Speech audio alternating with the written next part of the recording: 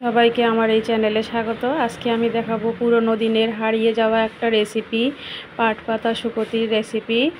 আমি পাট পাতাগুলোকে ভালো করে পরিষ্কার করে নিয়েছি। এবার আমি গ্যাস অন করে গ্যাসে তাওয়া বসিয়ে আমি পাট পাতাগুলোকে ভেজে নেব একদম লো হিটে। ভাজা হয়ে গেলে আমি এগুলোকে তুলে নিয়ে তাওয়াতে তেল দিয়ে বেশ কিছুটা শুকনো লঙ্কা ভেজে নেব।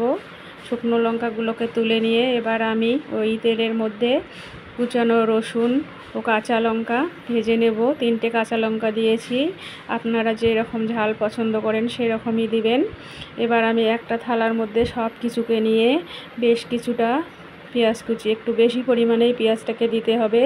পেঁয়াজ, কাঁচা লঙ্কা, শুকনো লঙ্কা, লবণ ভালো করে মেখে নিয়ে এবার আমি শুকোতিগুলোকে হাতের সাহায্যে ভেঙে দিয়ে ভালো করে মেখে নেব।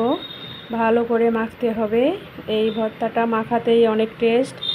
আমার ভর্তাটা পুরোপুরি মাখা হয়ে গেলে আমি উপর থেকে বেশ কিছুটা সর্ষের তেল দিয়ে দেব।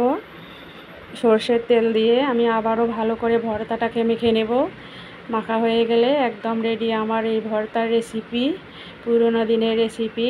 বন্ধুরা, আমি এই পুরনো দিনের রেসিপিগুলোকে তোমাদের সামনে তুলে ধরার চেষ্টা করছি। তোমরা অবশ্যই আমার এই ভিডিওগুলো ট্রাই করবে বাড়িতে। আমি আজকে আর একটা রেসিপি তোমাদের সামনে শেয়ার করব, পান্তা ভাতের রেসিপি। আমি খেয়ে দেখাচ্ছি। এই পান্তা ভাত ভীষণ উপকারী গরমে। আমি ভাতটাকে ভালো করে ধুয়ে নিয়েছি। এবার একটা শুকনো লঙ্কা, ভাজা শুকনো লঙ্কা, কাঁচা লঙ্কা, পেঁয়াজ, লবণ, সরষের তেল দিয়ে আমি পান্তা ভাতটাকে ভালো করে মেখে নিয়েছি।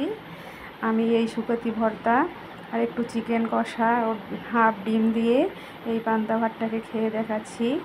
এইভাবে মেখে একবার খেয়ে দেখবেন, ভীষণ টেস্টি এই পান্তা ভাতটা।